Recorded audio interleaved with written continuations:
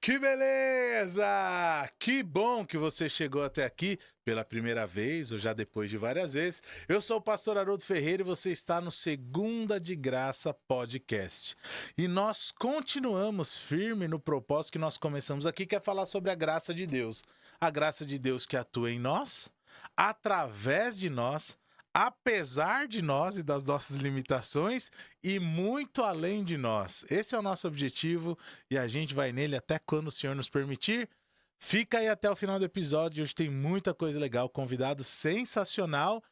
Só não esquece do rolê da internet, por favor. Se inscreve no canal, curte, compartilha, ajuda a mensagem da graça na vida do convidado também chegar mais longe. Os testemunhos vão edificando, vão nos alimentando e o Senhor vai usar tudo isso como Ele quiser. Agora faz sua parte aí, criatura. Tô te esperando, hein? Valeu!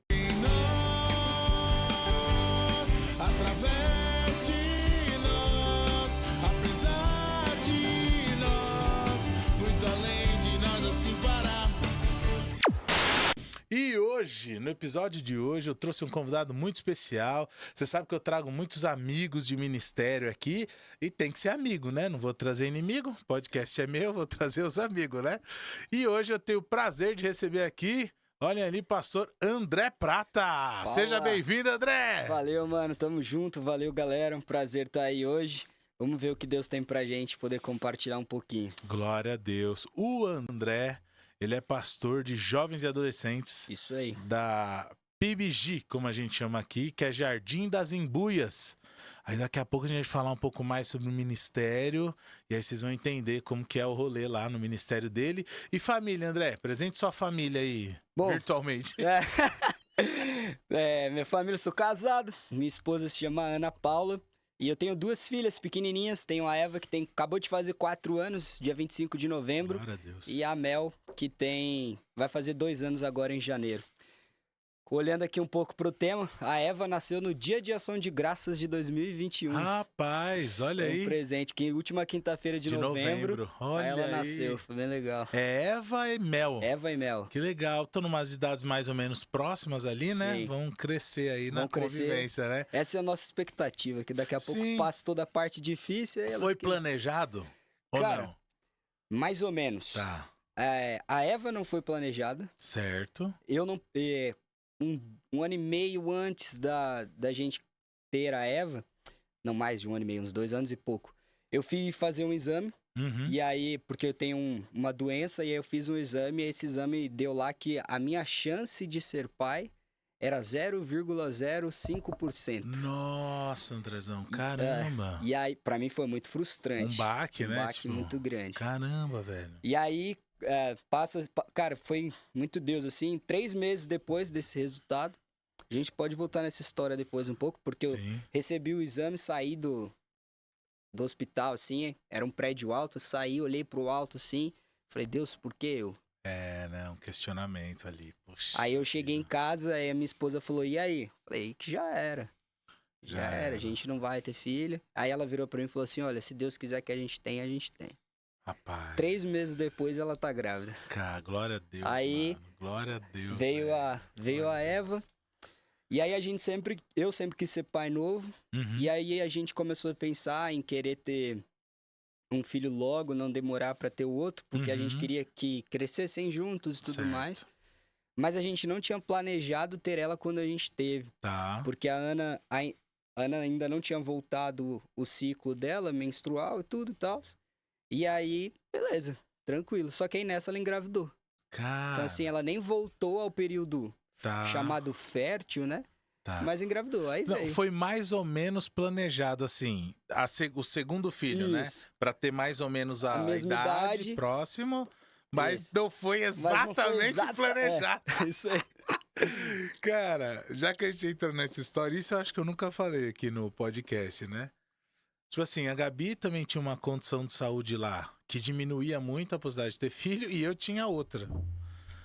Então, cara, a gente entre nós, a gente não conversava com ninguém, mas a gente falava de adoção também, já, né, considerava essa possibilidade, mas tínhamos um plano. O plano era tentar ter um filho e adotar o segundo, porque a gente queria muito ter um casal. Era o plano nosso. E o único jeito disso ser uma certeza, né? É depois que você tem o primeiro, você adota o oposto. É isso, esse era o Tá plano. garantido. Vamos ter um casal de filhos. Tava traçado. Cara, a gente não planejava ter um filho tão rápido, mas tipo assim, a gente casou em dezembro. Dezembro, passou um ano. A Ivy nasceu na metade do outro ano, assim. A Gabi engravidou, acho que tinha uns 6 meses de casado. É A rápido. gente tranquilo, falar, a possibilidade é pouca, não vai dar nada. Aí nasceu a Ivy tem 15 anos. Legal. Beleza. Aí, num determinado momento do casamento, a Gabriela falou assim, ai, amor, não sei, tava pensando, queria ter outro. Falei, não, não. Não, senhora. Não foi o combinado, não foi o combinado, não foi o combinado. Falei assim, olha, eu não tô errado agora. Dessa vez, não. A gente tem um combinado. O que você pode fazer é orar.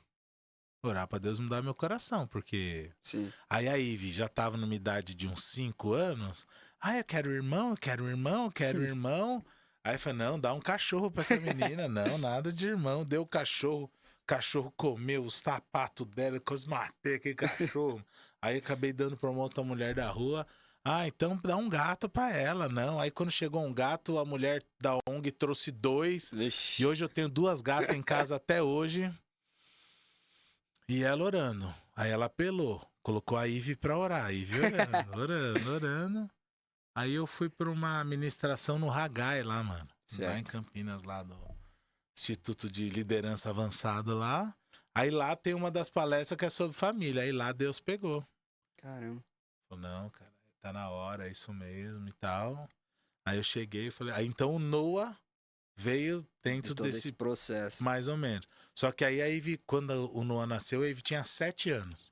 Então agora, a Ivy com 15 e o Noah faz 8 agora no final do ano, mano, eles têm uma amizade até que da hora, assim. Aham. São muito companheiros, Legal. assim, apesar da diferença da idade, idade. né? Eles têm sido bem companheiros, assim, e tal. Então foi planejado, só que não, mas... E aí veio o Noah, um menino. Que legal, é.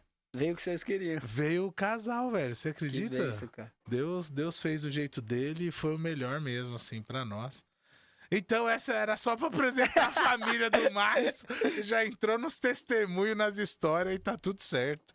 Tudo debaixo da graça de Deus, mano. Você é casado há quanto tempo, André? Tô Você é ca- novo, quantos anos tem? Tenho 28 anos, cara. 28, novão. 28 anos. Tô casado, a gente vai fazer 6 anos agora. Pô, Em glória janeiro a Deus, a gente faz mano. 6 anos. E você é daqui de São Paulo? Sou daqui de São Paulo, cara. Aqui da Zona Sul, cresci ali na região da Iervante. Irvante. Isso. Aí você passou um tempo no litoral, isso já por causa do ministério Caso ou do não? ministério, cara. Então a gente já chega no então ministério. fechou. Vamos saber. Deus foi pra lá e voltou pra cá Voltei pra agora. cá agora. Show de bola, André. Vamos começar pelo começo. Bora. Começar pelo que a gente procura trazer aqui de definição da graça de Deus. Uhum. Nada teológico ou filosófico, mas que para de repente quem assistir mais de um episódio consiga ir criando essa concepção de graça de várias perspectivas, né? Não tem errado, mas é a sua. Como que você responderia se alguém perguntar para você o que é a graça de Deus? Cara, a gente tem aquela resposta que talvez ela seja teologicamente mais tradicional. Graça é um dom imerecido de Deus, ou quando nós recebemos aquilo que não merecemos, né? Sim. Ou deixamos de receber o que mereceríamos para receber de Deus algo que não merecemos, né? Boa. Mas eu concordo com tudo isso, mas eu gosto de olhar muito para a graça de Deus como aquilo que pode tornar possível a vida. Olha, interessante. Então, porque eu parto da perspectiva, né, de que nós somos, a Bíblia ela nos chama e diz que nós somos mortos, né? Então que nós estávamos mortos nos nossos delitos, nossos pecados, lá em Efésios 2. E a graça de Deus, naquele versículo, mas a chave bíblica, né, da demonstração da graça de Deus, é a partir dela que então o ser humano é colocado como alguém que vive. A possibilidade de viver é através da graça. É através da graça. Sensacional. Então eu vejo que muito a graça de Deus para mim é aquilo que possibilita a vida existir ou o desfrutar de uma vida real. Antes dela, eu encaro a realidade humana como aquela prisão e aquele lugar onde as nossas escolhas sempre elas vão estar sendo direcionadas, influenciadas, conduzidas por caminhos que nos levam à morte. Entendi. Os caminhos da morte, né? Tipo assim, já tá morto, vai fazer o quê, né? Eu gosto... A teologia vai tentar discutir um pouco isso, né? Mas eu gosto muito da ideia da regeneração através da palavra quando nos chega, por causa de textos como esse, que fala que a gente está morto nos nossos pecados. Não tem como sozinho a gente fazer algo, né? A palavra vem, creio dessa forma, ela gera... aí que fica o debate, né? Ela vivifica primeiro, aí vem a fé, ou vem a fé primeiro e aí ela vivifica. Vou deixar esse debate para uma outra hora, mas o fato existe a fé em algum momento e existe a regeneração. Sim. Estávamos mortos e fomos levantados pela própria palavra, por isso que é tudo a mão de Deus que faz. Interessante, a única possibilidade de vida no sentido mais pleno, né, mano? Sim. Eu falo pra galera às vezes assim, ó, Jesus nos deu vida, ou pode olhar a perspectiva da graça, do evangelho, né? Ele nos deu vida porque a gente entende que ele é o criador de todas as coisas. Ele nos deu nova vida, esse novo nascimento nele. Ele nos dá uma vida abundante ou uma vida plena. E para quando tudo isso acabar, nos dá a vida eterna. Cara, é completa a obra, né? Não tem falha, né? Não tem, cara. Não tem o falha. plano de Deus é perfeito e nesse caso a graça é que possibilita tudo isso. Senão o cara, ele pode crer ou não, mas ele foi criado por Deus, mas ele não tem a nova vida, não tem a vida plena, não tem a vida eterna, então nem e dá ele pra não tem chamar. ele não tem o pão da vida para nutrir a sua realidade de existir, né? Pois é, cara, ele vai existindo, sei lá, perdidamente, dentro da cabeça dele, procurando. E a gente tem se alimentando de coisas vazias, né? Sim, me perdoe a falta de referência, mas acho que é em Provérbios que tem um versículo que fala que Deus colocou no ser humano a centelha da eternidade, ou uma faísca, né? Sim. Que aponta para a eternidade. Então o ser humano, ele sempre vai ter alguma coisa ali dizendo que tem alguma coisa maior, algo não é possível. Acho que o ser humano ele tem um anseio pela eternidade, né? Até mesmo aquele que acredita que tudo acaba aqui, o desejo, né? Tem gente que acredita assim, né? Sim. Morreu, acabou, não tem mais nada. Mas até estes têm o desejo de prolongar a vida, não é? Então, ou a expectativa de produzir algo que vai me permitir viver por mais tempo. Certo. Alcançar uma longevidade, né? Sim. Então aí a gente tem os movimentos acontecendo no nosso mundo, a saúde vem muito nessa linha, mas também as pesquisas, o desenvolver, o tentar manter a gente para o espaço, para outro planeta, para tudo aquilo, porque se a gente perde esse mundo, a gente consegue viver mais, consegue fazer isso. E o ser humano é incrível, né? Para a criação dessas coisas. Eu acho que o ápice de algumas coisas assim... Esses dias eu gosto de ver uns documentários, né? No Netflix, eu gosto. E aí eu vi lá um que... Poxa, minha memória não ajuda também, viu, mano? Mas enfim, é de um cara que quer ser jovem a vida toda. Então ele tem na faixa dos seus 50 anos, mas ele encontrou um laboratório que queria fazer pesquisa sobre longevidade. Então esse cara se tornou o cara bancado por esse laboratório para ser a experiência viva disso. É inacreditável, mano. Então o cara acorda tal hora, toma dezenas de pílulas ali, suplemento, alimentação super controlada, luz roxa para não sei o que, infravermelho na cara para não sei o que, e vai fazer atividade. Então a vida do cara é em torno de alcançar essa longevidade, é a fonte da juventude, né? E não, aí diz que o organismo do cara, ele tem como se fosse uma idade de 20 anos. Mas porque o cara tá nessa busca aí, mano, isso é uma loucura tão grande, assim. Sim. É o ser humano, na verdade, né? O ser humano, às vezes a gente mesmo cristão, às vezes tem uma dificuldade de lidar com a morte, com a finitude, com a passagem, né? É a sede da eternidade, né? Exato, é essa faísca aí. Cara, eu vi um vídeo ontem do Iago Martins. Certo. Cara, feliz e triste ao mesmo tempo, agridoce ali, né? Porque ele tava falando de um outro pastor que eu não conhecia, o nome dele é Ricardo alguma coisa. Gente, eu preciso... Ô, Stephanie, eu preciso ver o que tá acontecendo com a minha memória, velho. Não é nem a vaga lembrança lá. Eu não lembro o nome, eu não lembro datas. Misericórdia, tomar o cogumelo do sol lá. E, mano, o cara tava lutando contra um câncer. Ele teve há 20 anos atrás e agora no começo de 25 voltou e os médicos já falaram que não tinha o que fazer, desenganaram. E aí o tumor foi crescendo, crescendo, e há 3 semanas atrás ele ainda gravou um podcast com o Iago, eles falando sobre isso. Caramba. E o cara falando da serenidade dele para esse momento. Falou, cara, porque não tem cura, já avançou, já alcançou, não sei o quê. Da outra vez, no começo do ano, já queriam me deixar nos paliativos ali só pra não sentir dor. E aí ele falando a tranquilidade que ele tava por conta disso, né? Por conta, falou, olha, que eu fechar meus olhos aqui, eu vou encontrar meu Salvador, e continua. E a gente fala, pô, esse assunto é complicado, não era pra ver morte, né? Então a gente... E eu fiquei muito tocado, eu vi ontem à noite, enquanto eu tava preparando algumas coisas do podcast, falei, cara, é verdade, né? Até a gente que é cristão, que tem a fé, que tem a certeza da vida eterna, às vezes não é nem o medo do que vem depois, é o medo da passagem, como o pessoal fala, daquele momento. Às vezes é o medo de acabar o que tem agora também, né? Sim, sim. Então, aí eu falo pros irmãos assim, irmão, olha o que Paulo tá falando aqui, ó. Pra mim, o viver é Cristo. Então, morrer é lucro. Mas muitas vezes, meus irmãos, eu não me vejo nessa posição, não, cara. Acho que eu lembro dessa passagem, pra mim ela ensina que só consegue ansiar verdadeiramente a eternidade quem consegue viver o tempo presente ansiando Cristo. Já começa a viver a eternidade agora, né? Se você só deixa ela como uma expectativa futura, dificilmente você vai conseguir ansiar ela como Paulo ansiava. Sim, você não quer largar o daqui, né? Aquela história, todo mundo quer ir pro céu, mas ninguém quer morrer, né?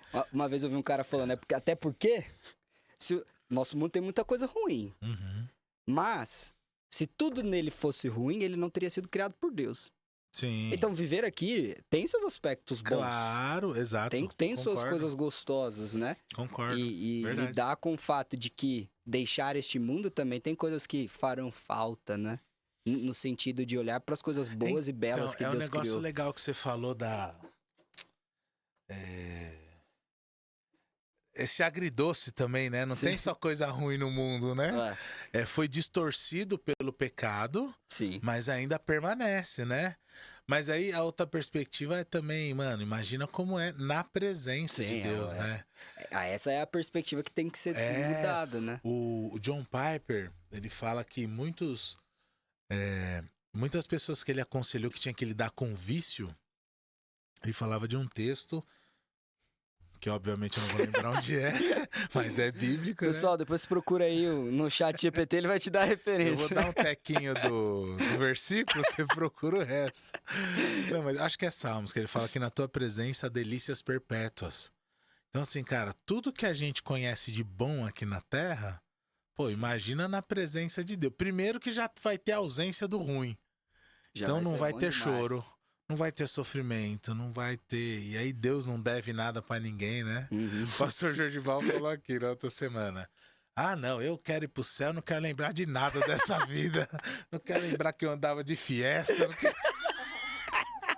Eu falei, não, pastor, continua no Fiesta que deve aumentar o galardão.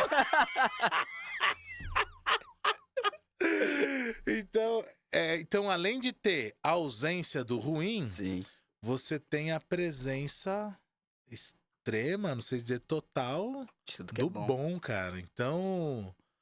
absurdo. Às vezes assim, é que aqui na Terra tem coisas boas, né? Mas eu não sei se lá no céu a gente vai ter lembrança boa daqui. Eu não sei como é que é. Quando tem aquela Rico e Lázaro ali... Sim, parece que... Opa... Os caras estão lembrando. Pô, deixa eu ir lá falar pros meus parentes, deixa não sei o quê, tá... Mas suponhamos que teologicamente eles estão ainda naquele lugar intermediário e tal. Aí a gente vai no final de tudo para novos céus e nova terra. Mano, a lembrança da terra deve ser muito ruim, velho. Acho que as melhores coisas que nós vivemos aqui, na perspectiva de estar na presença de Deus, mano. Não... Tudo, cara.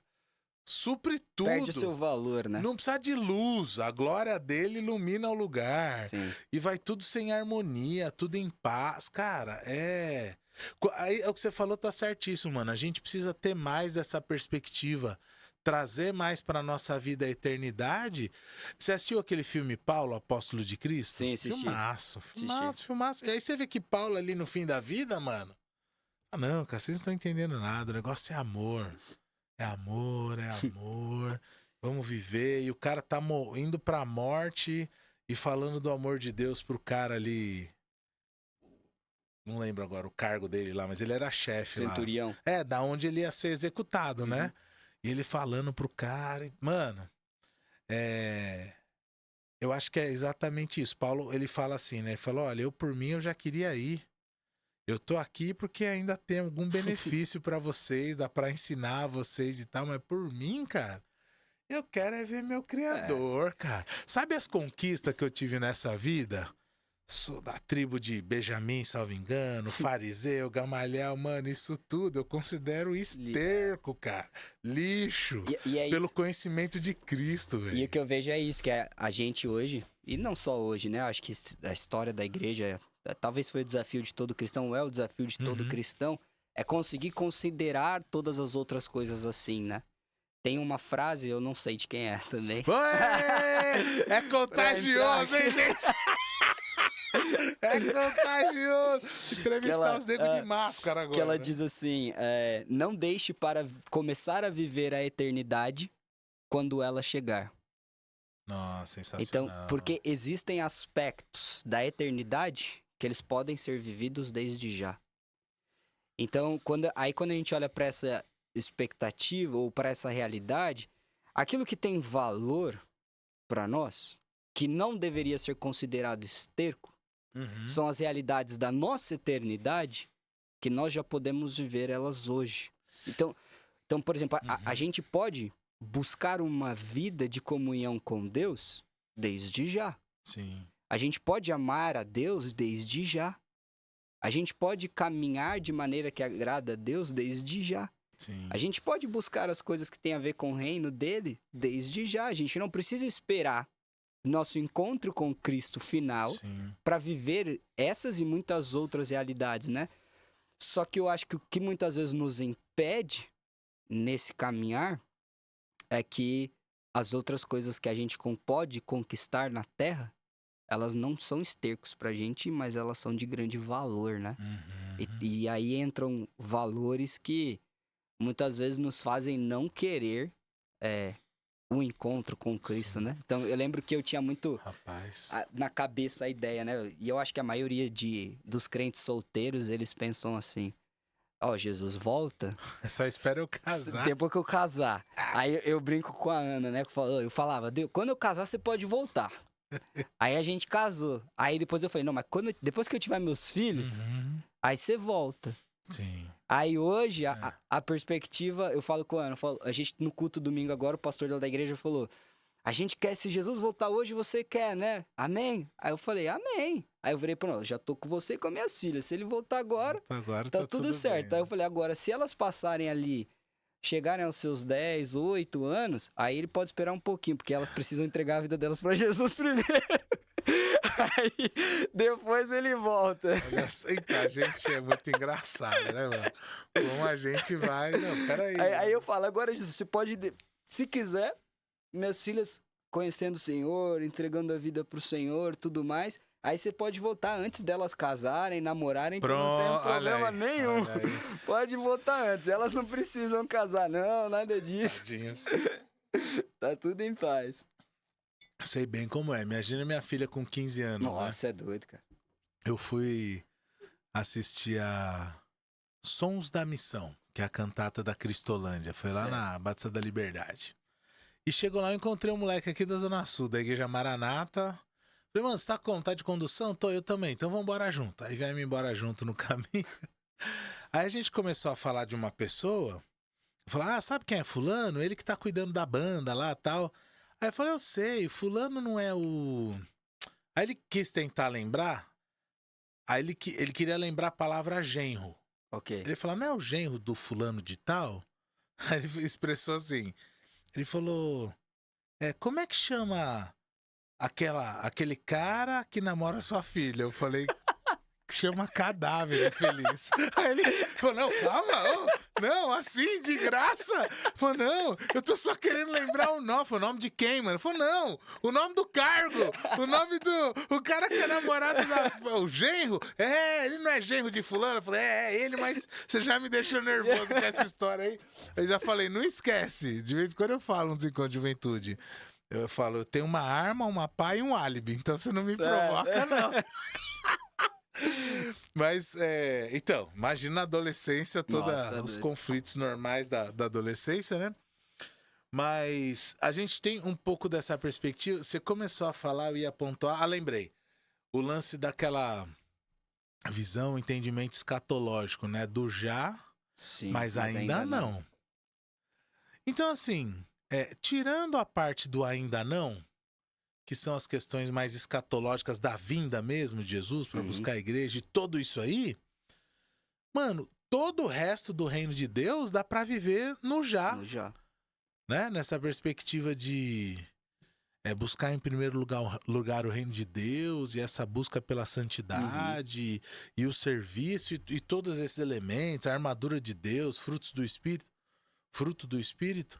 tudo isso a gente pode viver agora. Sim. Porém, você bem colocou também que a gente não considera uma coisa ruim, né? E aí a gente vai buscar as coisas dessa vida, os cargos, a posição, o status, sei lá o que quer que seja e tal. Mas, cara, é o que você falou, é o desafio do povo de Deus, não só de hoje. Porque aqui, quando você fala do incrédulo ter essa visão, tudo bem, mano, porque é o que ele tem. Agora, o cristão, mano, deu algum curto-circuito aí em algum lugar. Sim. Se ele tá buscando mais as coisas desse mundo do que esse já a respeito do reino de Deus, né? Sim. Eu terminei de assistir o The Chosen agora, faltava alguns episódios aí da 5ª temporada, né? Assisti junto com a esposa. E, cara, eu acho muito legal, né? Filme bíblico, esses bagulho, eu acho muito legal porque eu acho muito lúdico. Um negócio que a gente sempre leu, no máximo viu naquelas peças da igreja, a gente ali consegue visualizar de alguma forma, né? E eu acho que a gente até começa a conseguir imaginar os cenários sem a frieza que normalmente a gente enxerga eles lendo, né? Vamos dizer assim, né? E por isso que eu falo, eu acho que é muito lúdico. Sim, sabe? Porque, por exemplo, às vezes a gente vê lá, Pedro andou sobre as águas, e aí, na hora ele desconfiou, ele afundou, pediu pra Jesus pegar ele, Jesus estendeu a mão, tirou ele, falou que ele é homem de pequena fé. Sim. Agora, outra coisa você vê, né? é quando muito você louco. vê lá, o cara andando, e aí ele fica desconfiado, ele afunda, e ele começa a gritar desesperado. Exato. Não, eu acho que ajuda. E fora você imaginar o cenário, né? Porque aí a gente foca em Pedro, mas você imagina como é que foram os outros, também, né? Cara, imagina que doideira. É muito legal que a gente olha pra Pedro e fala, mas Pedro era zoado mesmo, né, mano? tinha que afundar. Só ele que saiu do barco, pois né? Todos os outros caras ali, ó. Na deles, de boinha. Não, e outra, o negócio que é muito louco, que assim, você lê na Bíblia, é aquilo, os caras caminharam com ele, mas o pastor foi ferido, as ovelhas abandonaram o cara, mas aí depois os caras voltam e eles falam, ó, fica aqui em Jerusalém que vocês vão ser revestidos, e na sequência os caras estão pregando em multidões, estão se convertendo, sendo batizados. Mas eu vou enfatizar o que já passou no The Chosen, né? Tipo assim, os caras não entendiam, não dava pra entender as coisas, cara. Jesus falava, Jesus fazia, e eles confiavam, e aí nessa última temporada, não é spoiler, tá, gente? É só ler a Bíblia que tá tudo lá, mas só pra saber. Jesus começa a falar de morte. Sim. E os caras assim, mas como assim morte, meu? Aí eu tava até conversando com uma pessoa que falou assim, rapaz, olha, não vou passar um pano não, mas eu entendi um pouco mais o lado de Judas, cara. Porque ele queria um rei pra resolver. E não tá resolvendo, falou, não, agora, mano, se eu colocar eles frente a frente, agora vai. Sim. Fora, até vai, porque, tipo, eu não sei se você já olhou, já viu essa abordagem, né? Mas a gente normalmente tem a expectativa, a gente sempre trata a vida dos discípulos como se quando Jesus chamou os caras, eles já eram ali Os caras de 40 anos, adultos verdade. formados, cheio de responsabilidade, de convicções. Então Deus chamou Todos pai de todos família, pai de né? família. E Jesus vai lá e chama esses caras, né? Mas tem uma linha de estudo, né, que aponta que de todos eles existe uma probabilidade muito grande de que só Pedro tinha mais que 20 anos quando foi Isso, que eles chamado. eram bem jovens, Eram né? bem jovens, né? Ali E quando a quase. gente pensa na perspectiva lá, pá, João morreu lá, Apocalipse escrito 70 e poucos depois de Cristo. Quantos anos João tinha? Verdade, né? Se Ele, ele tinha 40, entendeu? Se ele tinha 40, pô, foi longe. foi longe. E aí todos os outros relatos da época mostram que os homens já não viviam mais tanto essa realidade. Então, pô, se João, pra ele ter ali 90 e poucos anos, pra ter sido exilado e tá velhinho, e se a gente for pensar ainda numa perspectiva de que quando ele é exilado, ele ainda era alguém consciente, era alguém que ainda estava causando algum certo barulho em seus ensinamentos na região, pô, ele era um velhinho lúcido. Então e com capacidade de se locomover, ele devia ter dos seus 80 e poucos até por aí. Então, quando ele é chamado por Jesus, ele tinha que ter uns 14, 15 anos. 20 no máximo. 20 no máximo. Aí a gente pega um cara, e aí tem aquela passagem, né, de quando é cobrado o imposto da sinagoga, e aí o imposto lá dos judeus eram cobrados aos judeus que tinham de 20 anos para cima, e aí perguntam por que Jesus e os discípulos dele não pagaram. Jesus dá 2 moedas. Uma moeda pagava o imposto de cada um. Então parece só do Jesus e mais um. E Jesus diz, né? Pedro, vai lá e paga o meu e o seu. Por que não pagou dos outros? Por que os outros os outros podiam né? sonegar? Acho que Jesus não faria né? isso. Entendi. Então, aí a gente tem que ter a perspectiva de que se eles tinham essa idade, Jesus conviveu 3 anos com eles. Tá, provavelmente alguns passaram uns 20 anos nesses 3 anos, mas talvez tivesse algum ali que tava com 18 anos. Ali, nossa, cara. Cara, imagina você com 18 anos vendo tudo que tava acontecendo. Você ia fazer o quê? Cara, então. Então, aí quando você olha a perspectiva das coisas, né? E eu acho que alguns pesos, eles são grandes, né? De você imaginar essa realidade. Só que aí você consegue entender muito melhor as reações deles também. Sim, sim. Então, eu acho que o The Chosen ele traz muita clareza que mostrava a confusão daquilo. Sim. Mas para mim, onde eu ia chegar também. Depois da vinda do Espírito Santo, os caras vão até a morte com essa mensagem. Os caras entenderam de talvez igual a gente vai ter como a morte dos apóstolos, né? A gente conhece mais por tradição do que pelo relato bíblico, diferente de Paulo. Então, talvez a maioria dos apóstolos tenham tido a mesma postura de Paulo.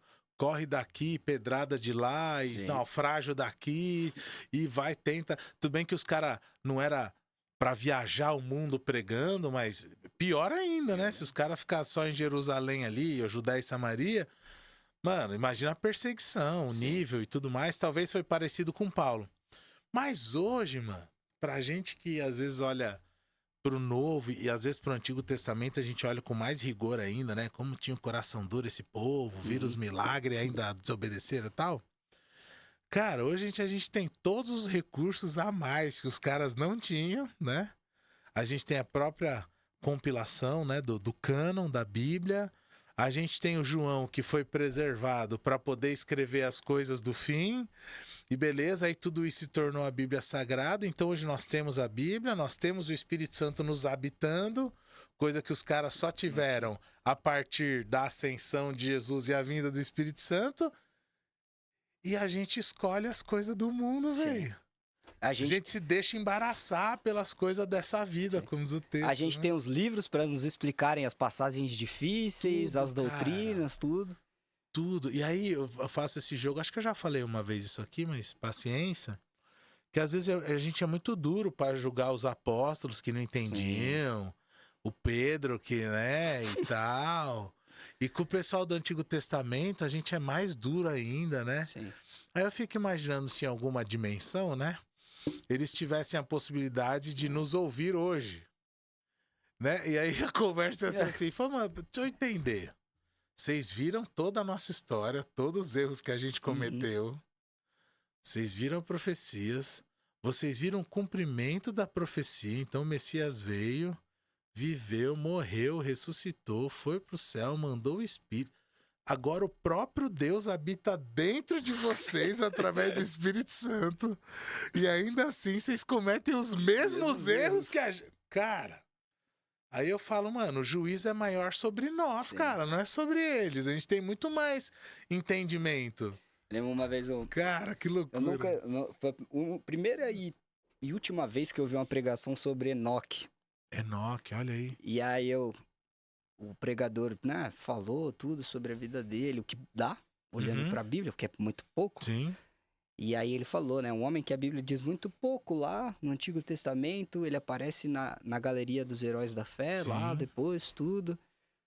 E aí ele explicou, né, a realidade da vida dele, como a comunhão ou a busca dele por Deus resultou no fato de Deus dizer que o mundo não era digno dele e levar o cara pro céu. Levar ele, né, cara? Aí ele, cara, deu uma explicação linda assim, aí ele deu toda a explicação e ele virou pra gente e falou assim, e a gente miserável tem o Espírito Santo com a gente não consegue chegar lá. É Sabe, desolador, cara. Cara, É desolador, velho. E você pensar que ele não tinha a habitação do Espírito como a gente tem. Não, e outra, agora você citando assim, né? Hebreus 11 lá, que fala dos heróis da fé, que cita Enoque, né? Aí ele cita lá uma série de outros e eu preguei Hebreus 11 algumas vezes esse ano, alguns trechos diferentes, sem fé é impossível agradar a Deus e tal. E aí o texto ele vai falar assim, muitos deles morreram cerrado ao meio, não sei o que e tal, sem ver o que tinha sido prometido. Eu falei, irmãos do céu, a gente... Choveu na hora errada, a gente já acha ruim.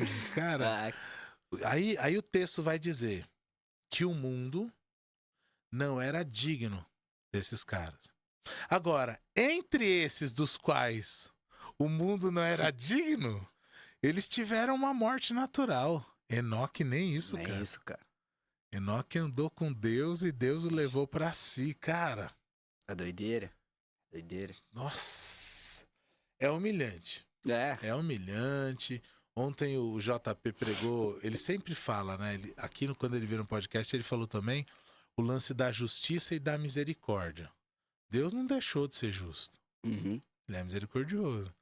Ele falou, só que às vezes a gente vai abusando da misericórdia de Deus. A gente vai indo, vai indo, vai indo. Eu falei, o dia que a justiça chega, aí a gente grita. Aí a gente chora. Aí a gente acha ruim. Então, a gente vai deixando a nossa vida às vezes ir para um lado. E aí, repito, né? Humanamente falando, não é ruim. Mas uma frase que obviamente eu não vou saber o autor, dizia assim, não tem nada pior do que você ter sucesso naquilo que não é o que Deus tem para sua vida. Putz, cara.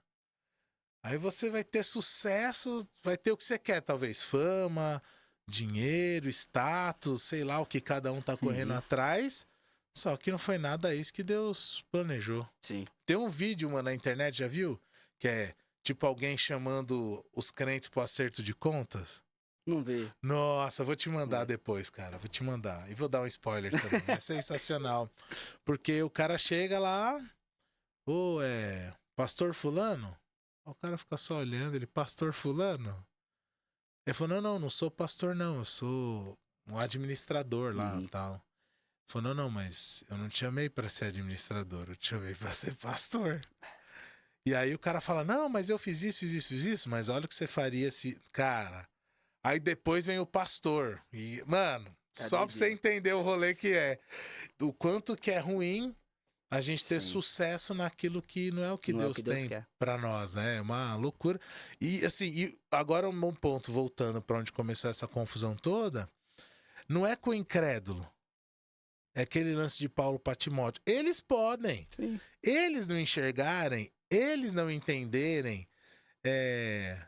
Nossa, pesado que eu vou falar, mas de uma certa forma, eles também já estão vivendo na morte o que eles vão viver na eternidade, Sim. se eles não tiverem um encontro com Cristo. Agora, nós que temos a mensagem, cara, a gente não podia não estar vivendo isso. Nossa, é louco isso, né, mano? É louco, é louco. Cara, mano, como que foi na sua vida esse encontro com a graça de Deus? Onde que você tava? Certo. Quem falou? Era a família? Como que foi esse rolê? Então, quando eu olho, eu costumo falar da minha conversão, né? Eu acho que existem alguns processos na vida de seres humanos em que a conversão acontece. E eu estou cada vez mais convencido de que aqueles que crescem na igreja como eu cresci, quando ele para analisar de fato em que momento se deu o encontro dele com a graça e que transformou a vida dele, ele vai ter grande dificuldade de dizer. Rola uma dificuldade, obrigado. É isso, gente. Esse tal dia foi lá que aconteceu. Exato. Por quê? Porque eu vejo que a gente que cresce na igreja, a gente passa um processo tão grande que talvez que é diferente daquele que não cresceu ouvindo o evangelho. E um dia o evangelho chega pra ele, confronta ele e fala: caramba, é isso que me faltava, é isso que eu não entendia do mundo, eu quero esse Jesus. Foi dia 4 de outubro de 2002. A pregação foi tal, isso, o hino foi tal. É assim. Lembra? Agora, na minha história, né, quando eu vejo, eu sempre começo a dizer de quando eu tinha 12 anos de idade, que eu lembro que foi a primeira vez que eu entendi, ou eu senti na pele que o inferno era real e eu tava indo pra lá. Rapaz. E aí eu falo que eu acho engraçado a história, porque meu pai, ele tinha um costume de, antes de levar eu e meus irmãos pra escola, somos em 3, ele fazia devocional com a gente. Então ele acordava a gente, arrumava o café pra gente, aí enquanto a gente tava se arrumando, a gente comia e depois comia, ele sentava com a gente, fazia devocional e levava pra escola.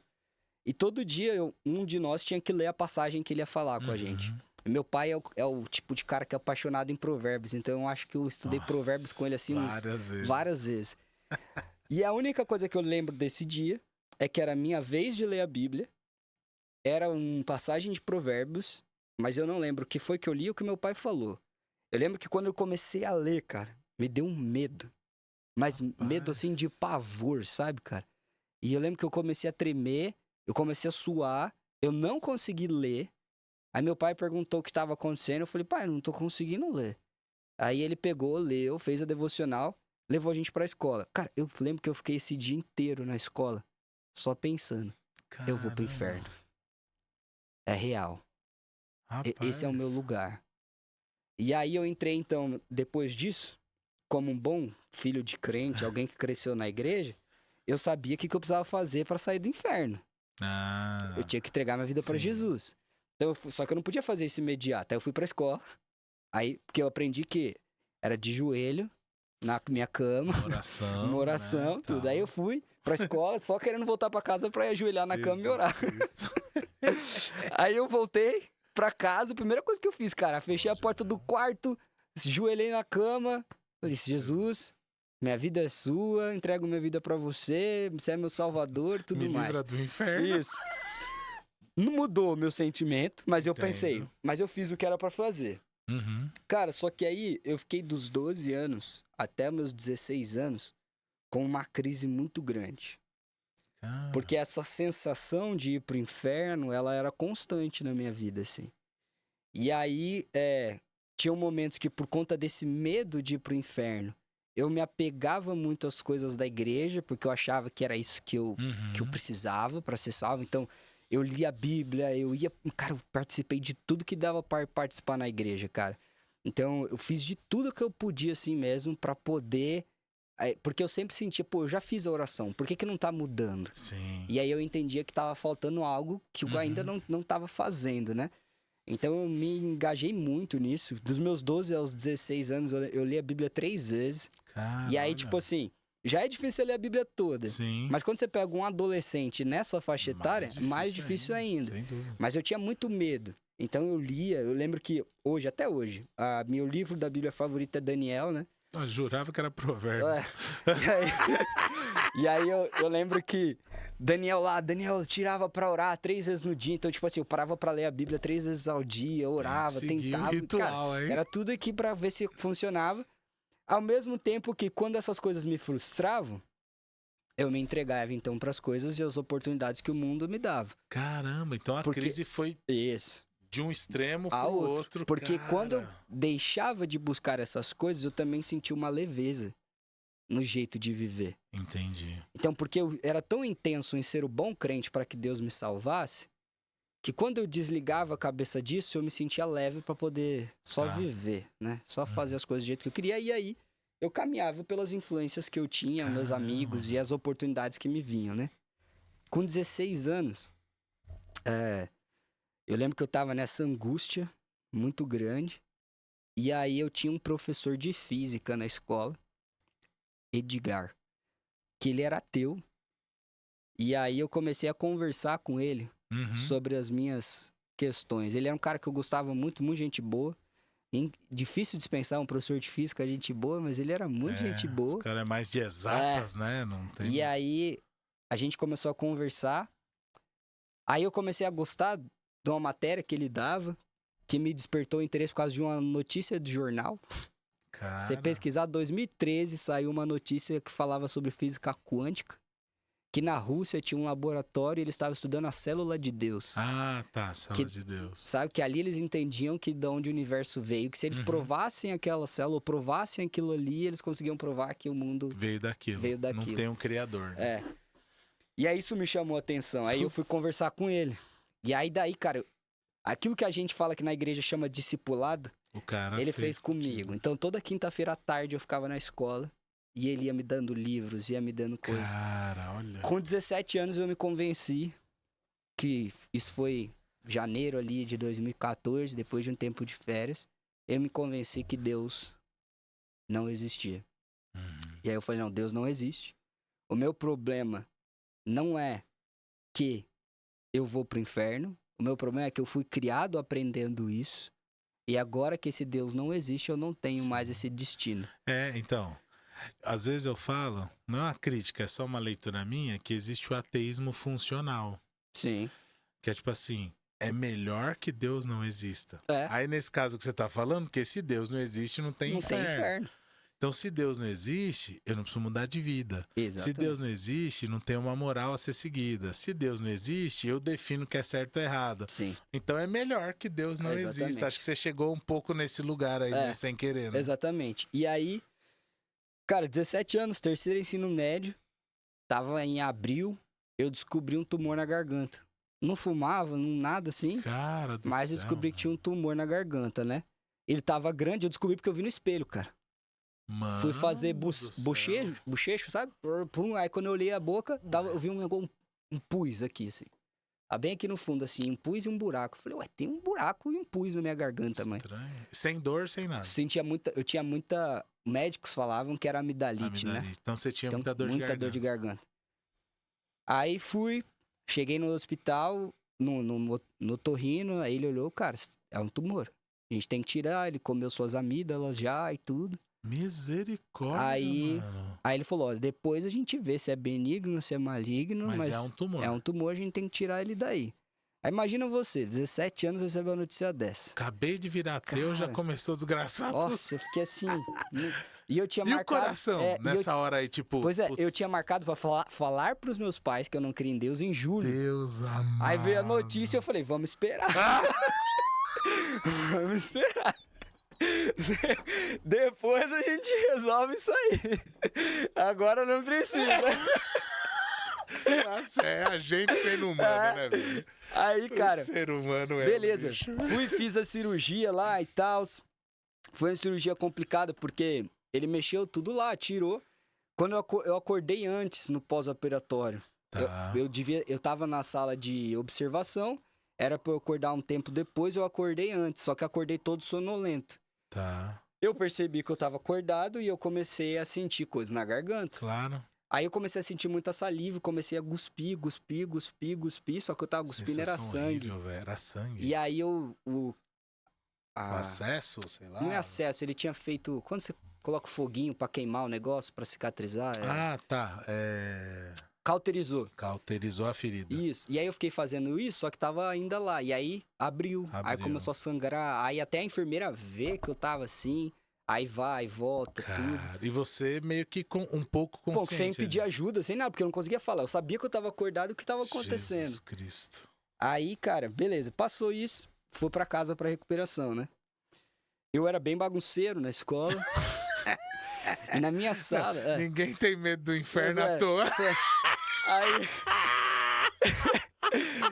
tinha um moleque na minha sala, o Lucas, que ele era o único crente da sala. Certo. Ele sabia que eu era de família cristã e tudo mais, mas ele era o único crente mesmo. Ele era aquele crente chato, sabe? Uhum. Moleque que lia a Bíblia no intervalo, essas coisas tudo. Certo. E quando eu tava por esse processo, dos 16, 17 anos, eu peguei uma raiva Claro, de quem era crente. Um ranço, né? Porque, tipo assim, eu lutei pra ter a fé e eu não conseguia. Aí vinha uns camaradas e queria falar que tinha. Tinha que fé, cara, que é só você crer, né? eu ficava Nossa, furioso, cara. E eu loucura. odiava esse moleque por isso, cara. É. Odiava ele por isso. E eu perturbava ele assim.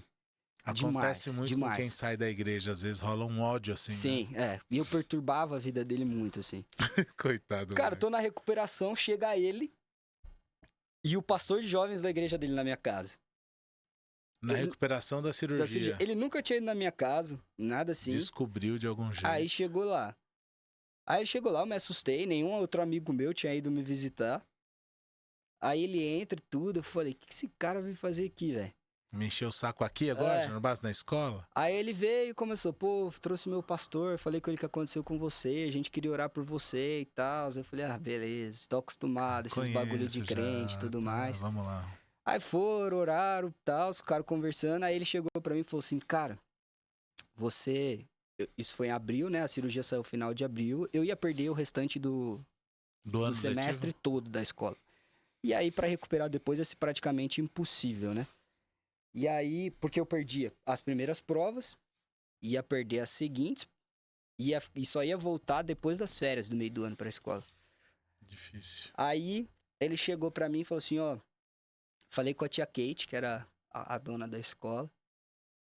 Aí ele falou, ó, tá aqui, ó. Ele entregou pra mim, na época, eu acho que se hoje a gente tivesse hoje, ele ia me dar mandar um drive pra mim, alguma coisa assim.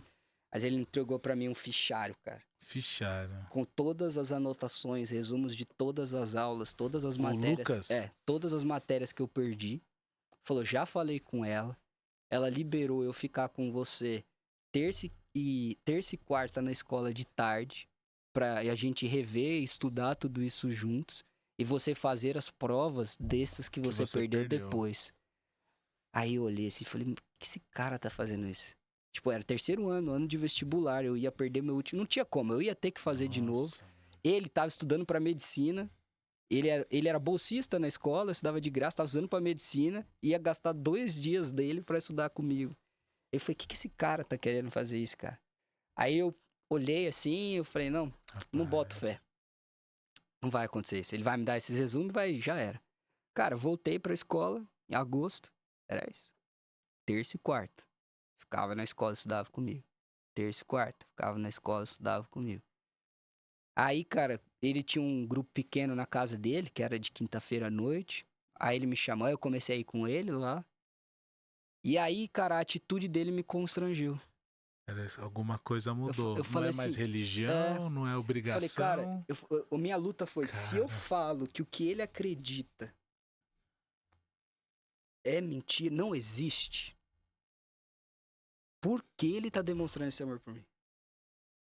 Em qualquer outra realidade, ele não faria isso. Imagina. Não tem nem a menor obrigação. Cara, imagina, alguém que infernizou sua vida, que te atrapalhava a estudar, ele vai ficar 3 meses fora da escola, você vai dar graças a Deus que agora você vai poder estudar, cara, em paz.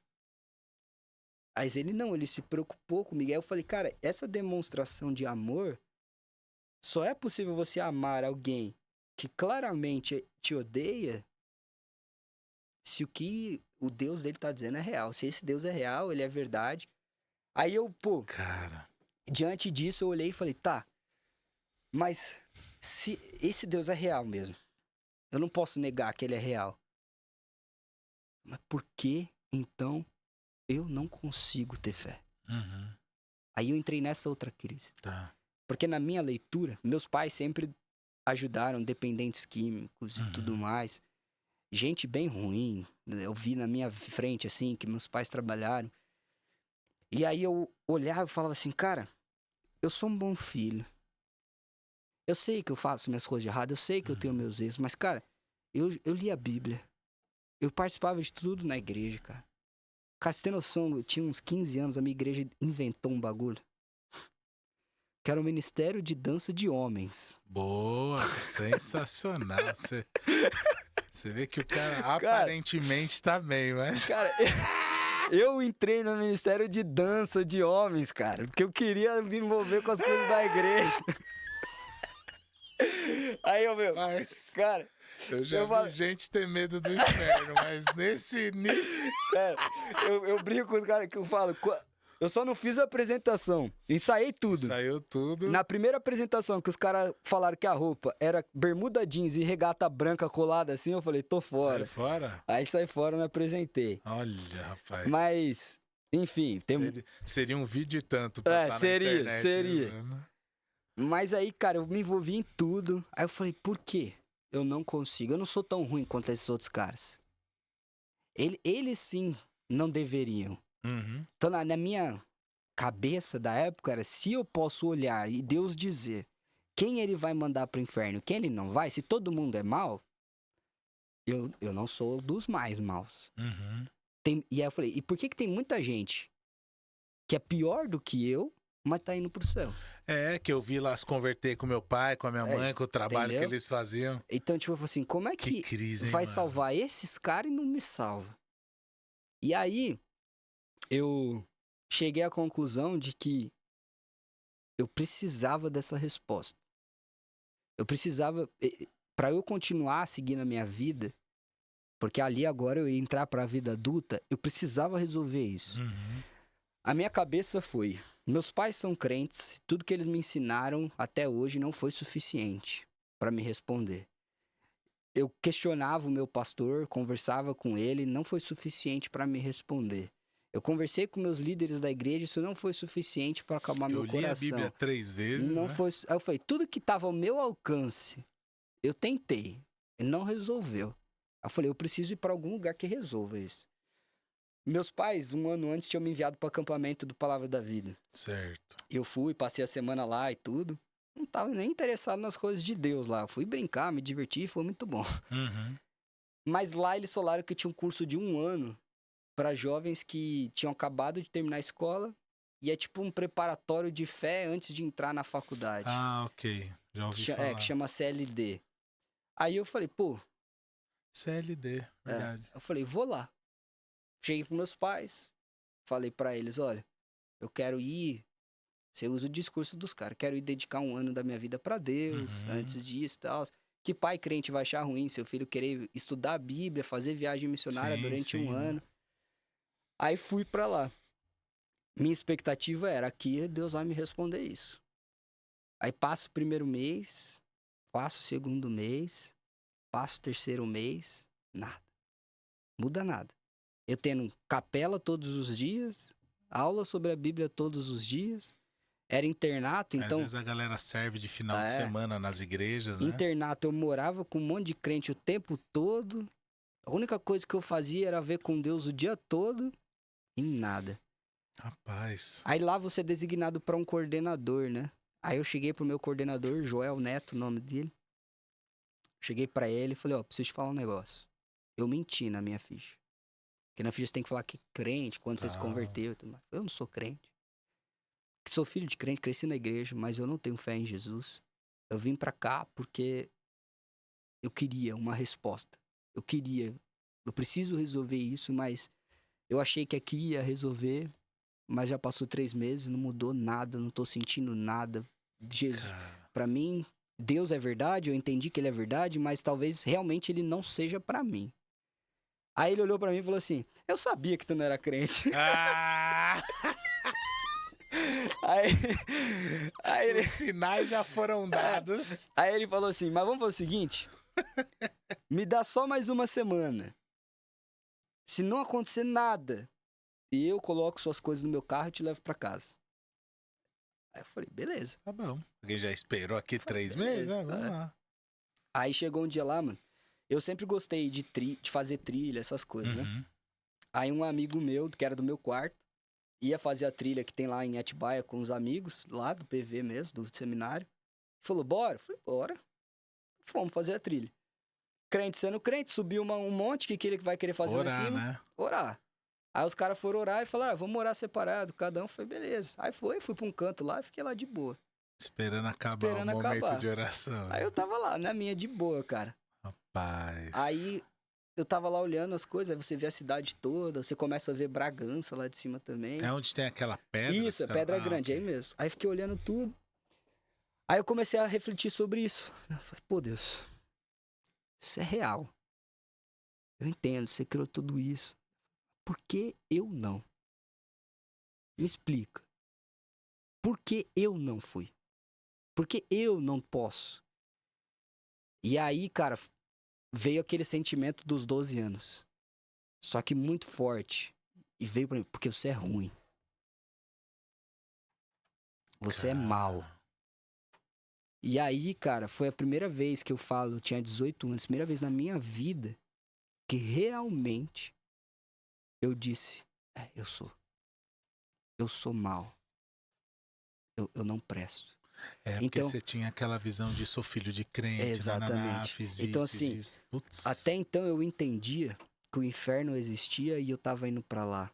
Mas eu não conseguia justificar a minha ida pra lá. Pra mim, eu tinha pontos que justificavam eu ir pro céu e não eu ir pro inferno. Uhum. Maiores do que os que me levariam pra lá. Nesse dia, eu entendi que eu não tinha ponto nenhum pra ir pro céu. E aí, agora eu entendia que não é que eu vou pro inferno, eu mereço ir pra lá. E aí, o pavor que eu tive ali nesse momento, cara, foi assim, tá bom, eu precisava de uma resposta. Eu tive. Cara. E aí, cara, diante disso lá eu já tava chorando, porque aí, pra mim, agora não tinha mais o que eu fazer, não adiantava ler a Bíblia, porque agora eu entendia que eu merecia mesmo. Aí, cara, ao mesmo tempo, aí quando veio isso, veio outro sentimento. Aí foi por isso que eu morri por você. Nossa, cara. Aí, mano, foi quando eu entendi a graça. Aí foi quando meu olho abriu e eu percebi, cara, realmente, eu mereço ir pra lá. Mas Jesus morreu porque eu sou assim. É por isso, exatamente porque eu sou assim, agora eu entendo que eu posso ser salvo. Antes de eu entender que eu era mal, não me importasse quantas vezes a graça aparecesse pra mim, eu nunca ia entender que eu precisava dela. Você ia achar até que era pro outro lá. O que seu pai trabalhava. Exatamente. Lá, sua mãe. Eles precisam dar graça, merecem. Eu tô de boa já. E aí, cara, foi quando a graça me alcançou. E aí eu digo, foi um processo ao longo de anos da minha vida, e eu coloco aí dos meus 12 aos 18 anos, até que finalmente eu entendi o porquê que eu precisava só de Jesus para ser salvo, que só ele podia me salvar, e o porquê dele morrer por mim. Porque não importasse o que eu fizesse, eu era mal. Então, a graça me alcançou nesse lugar, cara. E aí é quando finalmente eu pude entender tudo aquilo que eu ouvi durante anos e começar a viver aquilo que eu ouvi. Começou a fazer sentido, né? Porque o entendimento mudou. Completamente. É como aquela mulher lá que se joga aos pés de Jesus, né? Aí Jesus fala, mano, ela sabe do que ela foi perdoada. Sim. Por isso que ela ama. Sim. Quem é muito perdoado, muito ama. E eu acho que esse é um perigo muito grande do que podemos chamar de vida cristã, é achar algum merecimento. Sim. Por quê? Porque se eu olho para sua história, ou para quem convive comigo, né? Uhum. E fala assim, eu não sou tão pecador assim. Essa ideia de não ser tão pecador não me leva ao arrependimento. Não leva. É simples. Eu não sou tão pecador. Então eu não me arrependo. Se eu não me arrependo, eu não sou perdoado. Uhum. E se eu não sou perdoado, eu pouco amo. Sim. E foi exatamente a sua história. Exatamente. Quando você achou que tinha algum merecimento... Cara, que experiência, hein, mano? Sim, porque... No alto da montanha lá, pois sozinho, Você e Deus. Aquele dia no futebol, você falou, todo pastor batista parece que tem alguma... Foi você o Lucas, falou alguma coisa pentecostal, né? Eu falei, a minha conversão aí, ó, pentecostal, nota do monte. Só pra vocês saberem, subir no monte, um momento de oração. Olha, cara. Mas tem que ter, né? Não tem como... não tem como. Não ter experiências pentecostais, porque são experiências com o Espírito Santo. Exatamente. É isso, né? E é conversão, já perguntar de chamado também, mas são experiências profundas, né? Sim. Agora, a sua foi numa agonia muito grande, né? Muito. Então, lembra quando você vai... Não sei se você fala inglês, eu não falo, né? Falo. Mas tem o present continuous, né? Sim. O final, né? ING. E aí, então, acho que o que nasce na igreja, eu falo, ele vai se convertendo, né? Sim, é isso mesmo. Ele se converte várias vezes, ele se desvia várias vezes. Ele vai num processinho. Ele acha, não, aquela conversão não valeu. Essa aqui do acampamento é que vale, né? Sim. Mas é porque eu brinco hoje, né, pastoreando adolescentes, né? Eu brinco, eu falo, porque na minha cabeça tinha uma outra parada que era assim. Uma vez me perguntaram, quando eu contei essa história, falaram, e por que você não procurou outra religião? Eu falei, porque na minha cabeça, se o Deus da Bíblia, se o Jesus da Bíblia não fosse real, não podia existir nenhuma outra divindade. Eu não queria outro, né? Se esse não for real, esse não é real, eu prefiro ser ateu, né? Se esse não é real, pra mim não faz sentido existir nenhum outro. Nenhum outro. Que doideira. E é engraçado, porque a gente cresce na igreja e pra gente ficar muito claro o quão falso é os outros deuses. Sim, cara. O problema para aqueles que crescem dentro da igreja, que talvez tenham uma história similar à minha, é que quando esse Deus que eu tô entendendo, que eu aprendo que ele é verdadeiro, eu começo a sentir ou me relacionar com ele, ou o que eu tô aprendendo dele e vivendo com ele a partir da minha fé, ou é apenas reflexo da fé dos meus pais, dos meus avós, dos meus líderes ali. Então é o processo de você parar de viver o cristianismo a partir da fé de quem te introduziu na vida dele para começar a viver o cristianismo a partir da sua própria fé. Sua própria fé, da sua própria experiência com ele, Exatamente. busca e etc, né? Cara, isso é muito profundo isso aí, porque sai da superficialidade, assim, de uma fé de terceiro. Isso. A fé do líder, do pastor, do discipulador, dos pais. E a gente tem visto, eu não tenho dados para isso, mas eu sei que tem gente que pesquisa que tem, que assim, no momento da adolescência, é um momento onde tem muitas conversões, porque o adolescente ele passa por uma busca da identidade dele sem os pais, né? Por isso que até ele vai se firmando muito em grupos, ele vai achando a tribo dele ali, né? Pra descobrir quem ele é sem os pais. Então você tem um número muito grande de conversões nessa idade, alguém que está descobrindo o evangelho, que tem essa mudança do minha vida era assim, Jesus entrou e agora minha vida é assim. Como você também tem um grande índice de desvio da igreja dos filhos dos crentes, né?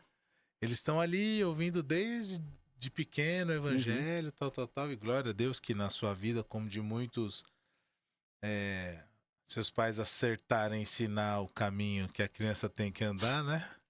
Ensinaram. Aí veio crise, veio confusão, rola um afastamento dos seus pais, fazem um trabalho maravilhoso pelo que você está falando, mas por algum momento a referência virou o professor.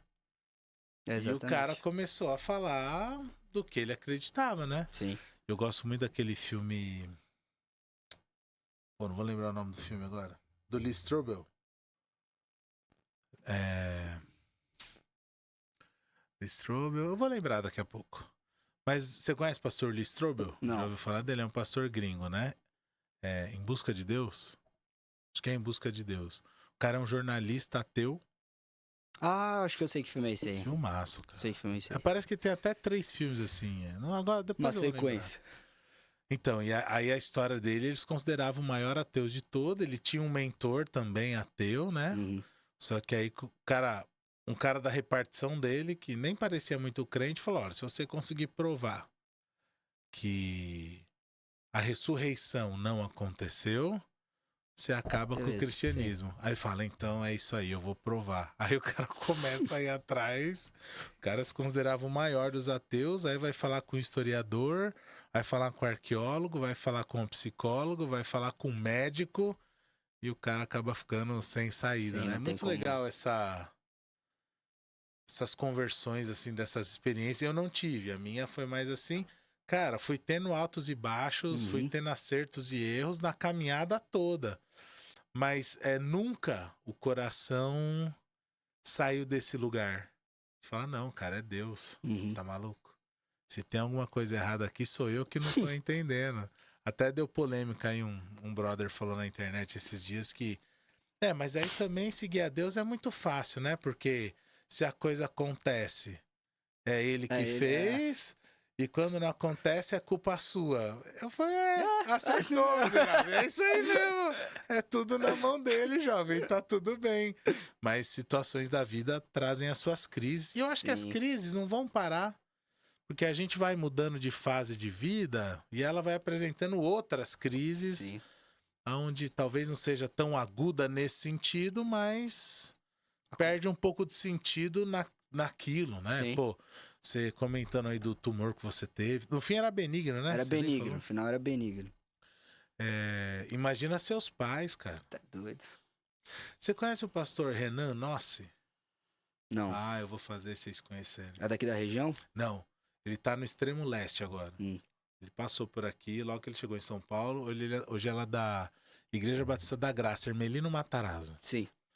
E ele teve um tumor na cabeça, cara. Do tamanho de uma laranja. Eu vou te mandar o link do episódio, tem que assistir, mano. Testemunho dele. Ele deve estar triste porque é cruzeirense, mas o testemunho dele vale a pena. O tumor. E ele queria ser jogador, tava nessa pegada. Ah, aliás, vou até falar com ele do Retiro. Joga no nosso time, hein, ele teve esse tumor com 14 anos, mano. Nossa, Deus. Então, por exemplo, aí eu pensei nos seus pais, lembrei dele, pensei nos pais dele. Imagina o desespero dos pais, Sim. crentes, com um filho com tumor no hospital. Tá maluco. Aí que eu falo da crise, né? Tipo, é uma crise, mano. Sim. Uma crise. Eu, no meu caso, né? Minha mãe faleceu por causa de câncer. Isso fazem 15 anos. E aí tem um irmão meu, que eu amo demais, que ele não frequenta a igreja, mas sempre, não, Deus tá no meu coração. Tá? É tipo o que você falou agora, né? Outra religião, não. Sim. Eu sei que é Deus. Eu posso não estar como eu Lá, deveria, né? Mas para pra outro lugar eu não vou. Então ele é desses aí. E aí ele falava, cara, por que a mãe, velho? Mãe é crente, serve na igreja, cuidava da música na igreja, cuidava da livraria da igreja, regia os hinos, regia o coral. Falei, mano, tanta gente ruim no mundo, e eu tinha que responder pra ele questões que eram minhas também. Sim. Né? Eu falei, mano, vamos tentar olhar, se os olhos forem bons, né?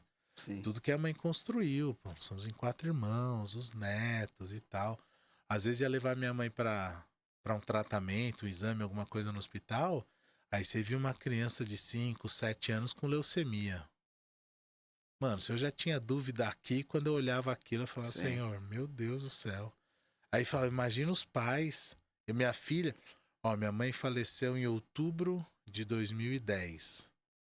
Minha filha nasceu em maio de 2010. O 2010 foi assim, maio minha filha nasceu. Outubro ou setembro foi meu concílio. Outubro minha mãe faleceu. Nossa. Em novembro eu fui ordenada no ministério. Então as emoções estavam Caramba. bem no lugar esse ano, né? Foi uma loucura. E aí, eu já pai, perdendo minha mãe. E ela, a alegria da vida dela era eu ter sido chamado para o ministério, ser pastor. Então ela viu meu concílio, foi a alegria dela, mas não chegou na minha ordenação. Mano, aí questionamento, crise. Por que eu? Por que ela? E foi engraçado o que você falou, né? Quando você deu tumor, você falou, Senhor, por que eu? Mas depois, quando você não conseguia ter fé, por que não eu, né? É verdade. Por que não? Por que eu? Por que não eu? Eu acho que a nossa vida visita esse lugar Sim. de vez em quando. Tem uma vez na vida eu recebi um conselho que foi assim: pare de perguntar os porquês pra Deus e pergunta o que Ele quer de você nessa realidade. É, mano. Porque muitas vezes a gente quer saber os Boa. porquês das coisas, Não tem. mas o que a gente precisa saber é o que ele espera de nós na realidade que a gente tá. Então, isso tem um pouco a ver com o vídeo que eu falei pra você que eu vi do Iago falando com esse pastor amigo Sim. dele. Aí o cara falou de um outro problema de saúde que ele teve também. Você fala, cara, aí o vídeo é assim, né? Eu não lembro. O vídeo é assim, até breve amigo, e o nome do cara. E durante a conversa ele fala assim, mano, a gente tem que se preparar pra morrer. Todo mundo vai morrer. A gente tem que preparar pra lidar com essa realidade. Nunca vai ser fácil, porque, né, não era pra morte existir, ela é consequência do pecado. Sim. Mas a gente tem que lidar. É mó doideira isso, né, mano? Olha que doideira. profundidade. Era É só pra doideira. ser um podcast. E, É mano, doideira. já dentro da ideia de como a graça te alcançou, como que você sentiu o chamado pro ministério? É que o cara acha que merece o inferno, agora depois cara, vai ensinar pros outros o caminho do Caminho céu. do céu. Eu lembro que nesse dia lá na montanha, né? Eu fiz eu falo, né? Eu falo muito. Eu contei pra minha tia de classinha de igreja quando eu era criança, né? Aham. Eu falei pra ela, tia, você acredita que quando eu tive a minha conversão, eu não orei entregando minha vida pra Jesus?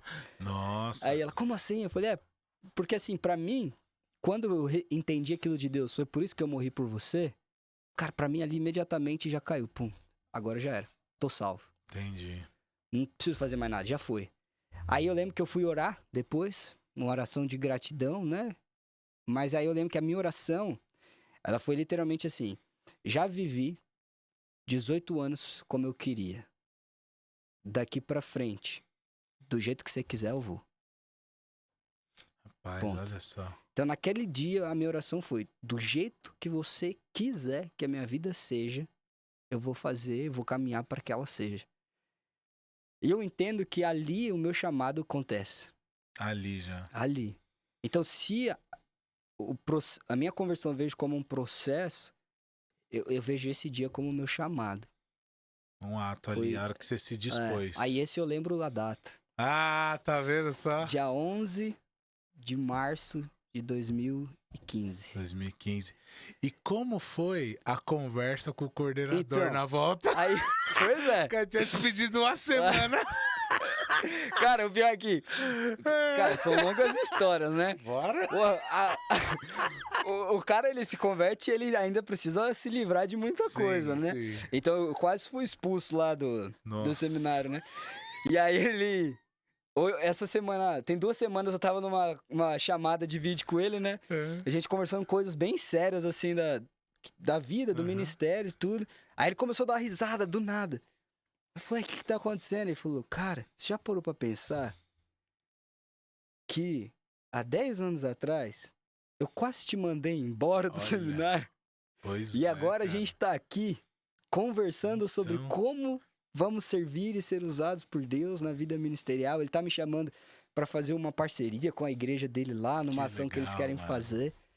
E aí, cara, eu fiquei tipo assim, pois é Deus. Olha, é Deus, claro. Mas aí o que acontece, né? Eu fiz essa oração lá. Ah, André, então ali você já entendeu que é, pô, você pastor? Não. Eu fiz essa oração. Eu falei, Deus, do jeito que você quiser, é assim que faz. O que ele queria, não tinha a menor ideia. Uhum. Aí eu comecei a ter perspectivas, né? Então, minha ideia era passar 1 ano lá e voltar pra casa, ir pra faculdade, continuar a vida, né? Então, o meu plano era, acabou o ano, eu vou voltar pra minha casa, eu vou pra minha faculdade, mas eu vou dedicar todas as minhas férias em alguma viagem missionária. Boa. Então, esse foi meu primeiro projeto. Então, o primeiro plano é, vou voltar pra casa em 2016, inicio minha faculdade, eu queria fazer arquitetura na época. Tá. Foi, inicio minha faculdade e Nas férias, viagem missionária. Vou me engajar em servir em alguma coisa na igreja, mas férias, viagem missionária, todas as que eu for. E aí, falei, esse é o meu plano, depois que eu terminar a faculdade, eu vejo o que eu vou fazer. Uhum. Mas o primeiro compromisso que eu tinha feito foi, cara, o resto da minha vida vai ser assim. Não vou tirar férias pra me divertir, pra nem isso. Vou fazer sempre viagem missionária, diversão. Quando eu casar, a diversão dos meus filhos, da minha esposa, vai ser a gente ir pra uma viagem missionária. Essa era a minha cabeça. Aí, não trabalhava. Primeiro amor, solteiro. Aí, beleza, tô nessa. Aí passei lá, fiz algumas viagens missionárias, né? Missionárias naquele ano. E aí o Palavra da Vida, ele tem, uma vez no ano, ele tem a conferência missionária, né? Aí teve a conferência missionária e tudo, eu comecei a olhar o campo missionário de outra forma. Com outro olhar, né? E aí aquilo começou a me dar um desejo de viver isso. E tinha um cara que tava no último ano lá, Rodrigão, o nome dele, que todas as férias dele, ele fazia viagens missionárias pro Egito. E ele tava se preparando para quando ele terminasse o seminário, ele fosse ser missionário no campo islâmico, né? E aí, cara, ele me aproximou de mim. Eu andava de skate, hoje já não ando mais, sou ruim. Mas na época eu gostava muito de skate, como qualquer adolescente paulista da minha época. Eu era apaixonado. Adolescente magro, né? Nunca... Aí ele andava de skate, se aproximou de mim, era mais velho, tinha 35 anos, tudo. E começou a caminhar muito comigo, né? E aí eu lembro que eu cheguei no final daquele ano, assim, e eu falei, não, novembro, acho de 2015, falei, é isso. Vou ser missionário no meio do povo árabe, quero nem saber. Foi é isso que eu vou fazer da minha vida. Referência. É isso que eu tenho que fazer. Um bando de gente aqui no Brasil já conhece o evangelho. Vou pra lá não tem igreja, não tem nada, não sei o quê. Eu falei, é lá isso que eu vou fazer. Aí decidi, cara, vou ser missionário. E comecei a trabalhar, né? Voltei pra igreja, conversei com o meu pastor, aí ele falou, faz radicais, vai pro Radical África e tudo mais. Eu falei, não. Eu quero continuar no seminário, vou terminar tudo e depois eu já vou direto pra lá. Não adianta ir pra lá, porque lá vai só cuidar de gente que tá com fome e tal. Eu quero cansar os caras e tudo mais. Aí beleza. Aí conversa vai, conversa vem, eu recebo o conselho de... Pô, você é muito novo, volta pra casa, vai estudar, faz uma faculdade primeiro, espera Deus confirmar o seu chamado, as coisas... Depois você volta e tal. Eu falei, não, mas não tem mais nada que confirmar, já tá confirmado. Gelo, um balde de... Aí, ouvi o conselho, né? Fui pra casa. Aí, iniciei a faculdade de Educação Física, já não fui pra Arquitetura, porque eu falei, vou fazer alguma coisa que vai ser útil no ministério. Que dá pra eu servir. Isso. Aí, comecei a faculdade de Educação Física. Aí, recebi uma oportunidade de participar de um ministério, que é com futebol. E de ir lá participar de um torneio de verão nos Estados Unidos. Aí fui lá com eles. Nossa, que legal, cara. Chama Chicago Eagles o nome. Chicago Eagles, que legal, Aí fui lá, é um torneio nível universitário. Joguei esse tempo lá, fazia acampamentos de futebol com crianças também. Nossa, que da muito hora, legal, que cara. rolê, muito cara. legal. E aí nessa, eu tava jogando o campeonato e olheiros das faculdades assistem esse campeonato. Se tiver um carinha dá bom. Bolsa pro atleta lá, né? Aí eu ganhei a bolsa, cara, na faculdade. Nossa, que da hora, mano. Aí quando eu ganhei a bolsa, falei, é isso. Você sabe que foi por causa desse mercado aí que o Flávio Augusto investiu no Orlando City lá, né? É? Já vi ele dando entrevista que ele falou, pô, no meio universitário, o que movimenta de grana ali, é muita... porque os pais apoiam, os pais levam, porque eles estão buscando que o filho ganhe a bolsa e Cara, tal. Ele falou desse mercado. Eu tenho lá em casa, grande cheguei lá, eu fui em 3 faculdades, né? Eu ganhei bolsa nas 3, mas teve uma que a bolsa era a melhor de todas. Mas eu fui, tipo assim, ganhei, uma era patrocinada pela Nike. Ganhei tênis, calça, busão, casaco, camiseta. Ganhei tudo das faculdades assim, cara, pra ficar lá. Nossa, bom. Aí vi uma lá, queria, falei, é essa. Ponto, tem que vir pra cá. Aí fiquei todo empolgado, cara. Sonho de moleque, jogar bola. Evangelizando, você tava fazendo... Aí eu fiquei assim, é isso que eu vou fazer da vida e tal. Aí fiquei mó empolgadão. Aí comecei a conversar com outros caras que já estavam lá, brasileiros que tinham ido pra lá. Comecei a falar com eles e conversar, entender as coisas. E aí os técnicos começaram a conversar e falar de como funciona o sistema lá. Então, aquele sonho que para um menino de 19 anos na época, no Brasil já tinha morrido, se eu não estava em clube algum, lá ainda era super vivo. No começo da faculdade. No começo, né? Cara. Ali agora todo mundo podia te olhar. Se um time olhasse, gostasse de você, estava feito. Aí eu já comecei a mudar as coisas. Eu falei, não, Deus, é isso. Vou vir pra cá, vou me dedicar, vou virar jogador aqui, vou ganhar dinheiro, aí eu posso investir, ajudar missionário, fazer isso, fazer aquilo, não sei o quê. Aí tava todo empolgado, aí veio um cara, um missionário que eu conheci lá, virou pra mim e falou assim... Ele falou em inglês, mas a frase dele foi: as coisas de Deus vêm primeiro. Ele falou, você já sabe o que Deus tem pra você. E não é isso. Ah, mano. Ei, missionário. Aí eu Qual olhei é? assim, aí eu, putz, cara. Ah, qual é, missionário? Aí eu venho pro Brasil, nesse intervalo de tempo que eu tava lá fora, quando eu volto, tinha um pastor velhinho que tinha chegado na minha igreja, tinha se aposentado, começou a frequentar lá. Aí falou, ah, você que é o André e tal. Eu falei, sim, sou eu e tal. Mas me diga um negócio. Mas pausa, aí você desistiu da bolsa lá e Ainda voltou. não. Ah, ainda não, Voltei. tá. Tava vendo as coisas, tinha que correr atrás de visto, essas coisas tudo. Aí ele falou, ah, diga uma coisa, mas que história é essa aí? O pessoal falando que Deus te chamou pro ministério, você tá querendo ir jogar bola na faculdade nos Estados Unidos? Eu falei, não, é que surgiu oportunidade, pô, como é que eu vou negar essa oportunidade e tal? Ele, André, as coisas de Deus vêm primeiro. Ah, tá de sacanagem. Sem brincadeira. Eu tinha voltado pra orar Aí, na pedra em Atibaia cara, na hora. Aí eu falei assim, não. Eu falei, é certo, pastor e tal. Paz do céu. Aí, cara, falei, tá, mas não dá pra ir pro seminário agora. Tô novo. Vou fazer o seguinte, vou ficar aqui mais esse semestre, volto pra faculdade aqui no Brasil, termino aqui esse semestre pra frente, entro agora, entrei, acho que era outubro de 2017, eu tinha voltado do Brasil e eu ingressei na faculdade lá. Aí, tava lá, voltei, né? Tinha trancado pra ir pros Estados Unidos, quando eu voltei eu destranquei. Aí eu tava lá, aí cara, foi me dando um peso, cara, eu ia pra aula, chorar. Tô perdendo meu tempo. Nossa, mano. Não é isso que Deus quer de mim. E ficava mal, ficava mal, ficava mal, ficava mal.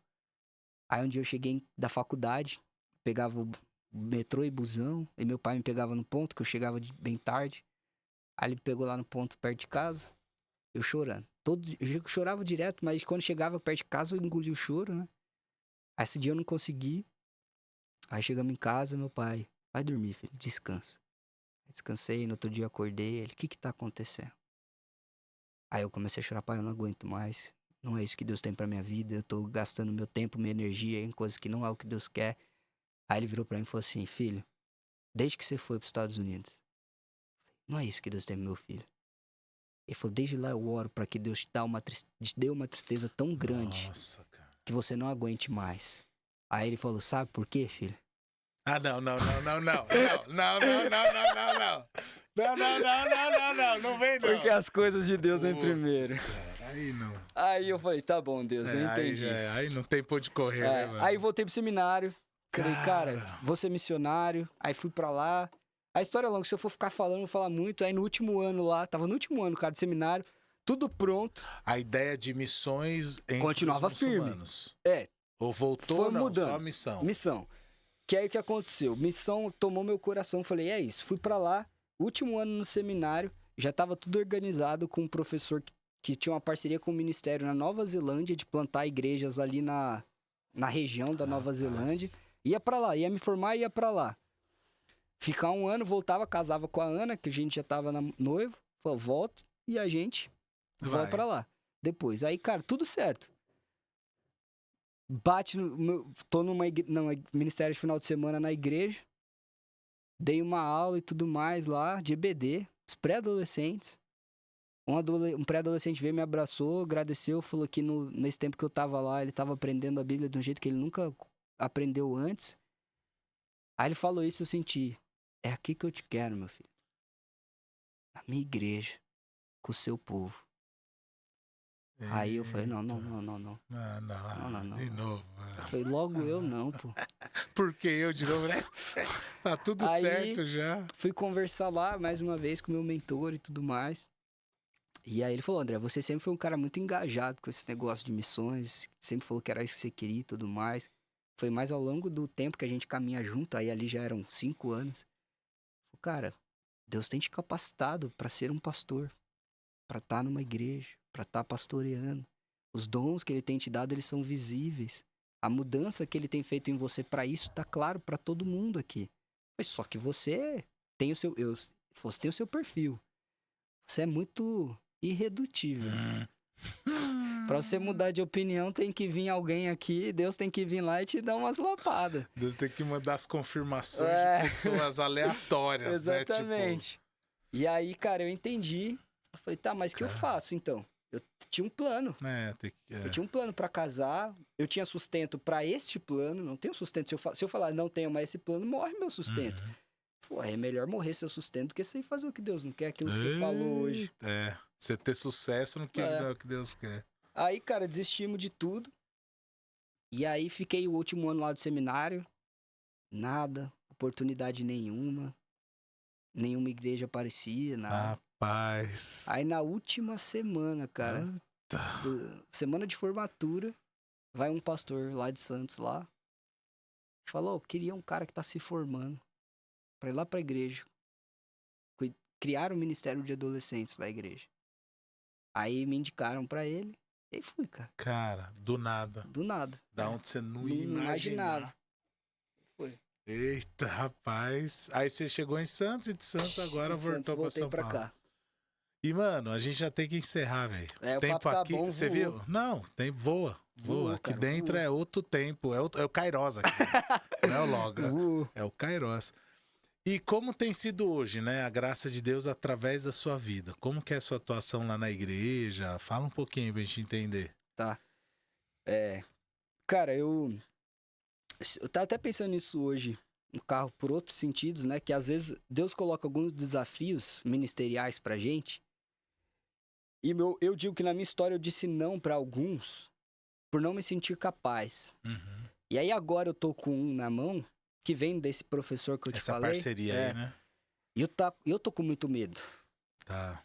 De não ser capaz daquilo que tá sendo colocado pra ser a minha parte de se fazer, né? E aí hoje, eu pensando muito sobre isso, o que veio pra minha reflexão. Mas quem disse que você é capaz de fazer o que você tá fazendo? É umas coisas que a gente já sabe, mas a gente precisa ouvir. Eu falei, talvez o meu problema seja que eu acho que eu sou capaz de fazer o que eu faço, mas tudo é pela graça de Deus. Então, quando eu olho hoje pra graça de Deus, né? Cara, eu tenho lá na igreja, hoje eu tenho o papel de servir desde os 0 anos até os 26 anos. Ok. E lá na igreja a gente tem no Ministério Infantil uma moça que é contratada, uma irmã que é contratada para cuidar do ministério. Uhum. Então, no caso, com ela, eu tô ali para supervisionar, mas também ajudar ela para que o ministério se desenvolva e pensar no ministério e tudo mais. Mas no exercício ali da prática das coisas, é ela com a equipe que tá debaixo dela. Aí já nos adolescentes e nos jovens eu tô mais atuante no operacional no operacional também, né? Então a gente serve lá, cara, com os adolescentes. A gente tem os cultos dos adolescentes acontecem em paralelo com o culto de domingo da igreja. Ah, certo. E aí é envolvido nesse culto, discipulado, aconselhamento, culto de jovens aos sábados. A gente tem o dia a dia aí essa. A gente tem servido lá, tem sido bênção, cara, tem sido muito bom. Acho que o meu envolvimento maior hoje ele é em pregações, discipulado, aconselhamento, assim. Tem sido muito bom, tem sido um privilégio muito grande, assim. Oh, glória a Deus. Servir a Deus dessa forma, estar ali com Ele, né? E se deixar também estar ali porque Ele quiser fazer, né? Então, hoje eu sou pastor, tô servindo lá, tem sido bênção. A gente tem desafios dentro da igreja, né? Então, a gente precisa começar o ministério de pré-adolescentes. A gente tem um grupo de pré-adolescentes grande. Então, hoje eu vejo essa necessidade de dividir eles dos adolescentes. E a gente tem um outro desafio que eu tenho pensado bastante, o jovem, quando ele passa dos 25, ele não se encaixa mais tanto no padrão de 18 e 24, né? E aí também pensando em mexer nisso e tal. A gente montou lá na primeira, a gente tinha o PGM dos 25 mais. Mas é um desafio, cara. Lá talvez seja mais resolvido, mas em geral, nas igrejas assim, a pessoa deixa de ser jovem quando ela casa. Sim. Né? Aí você fala pro cara que ele não pode ir pro culto de jovens, ele vai ficar bravo. Sim, não, porque às vezes o cara, que nem se casou com quantos anos? Eu casei com 23. Aí você fala pro cara de 23 que ele não pode no culto do jovem, fica bravo. Fica bravo. Só que o de 35, 36 que não casou... Mano, muitas vezes não encaixa. Sim. O cara de 25 é outro momento, outra fase, outra vibe, outras crises. Então, é um desafio. Então, lá a gente fazia um grupo dos 25 mais. Então, pegava a gente ali dos 26 até uns 36. Aí essa galera se identificava um pouco mais. Mas a estratégia ela foi essa, foi diluir nos PGs. Sim, isso. Para criar esse movimento, os rolês que tinha junto, e criando essa irmandade, essa comunhão aí, né? Mas, mano, uma coisa que você falou é interessante. Precisa, como na sua conversão, né? Talvez fosse interessante você reconhecer logo que é incapaz, né? Que é pro Senhor falar, é isso, quem capacita sou eu, jovem. Lembra? Igual tipo assim, precisa reconhecer que sou ruim pra ver Deus fazer o bom, né? Coisas. E é isso, cara. E o ministério, mano, você já aprendeu isso, né? Você é novo de idade, é novo de ministério, mas é uma coisa que sempre me norteou no ministério... Humanamente nunca me norteou pra lugar nenhum. Porque fala assim, o vento sopra onde quer, velho. Então, muitos momentos incertos, se pode dizer assim, na minha ótica do ministério, eu não tinha direção específica. Sim. Eu tinha essa ideia, o vento sopra onde quer. Então, filho, trata de ajustar as velas e não de querer criar o vento. É verdade, cara. Então, não é. Eu acompanho bastante o Flávio Augusto, né? Ele fala assim, cara, é mais fácil você surfar na onda que tá vindo do que você criar onda. Muito mais.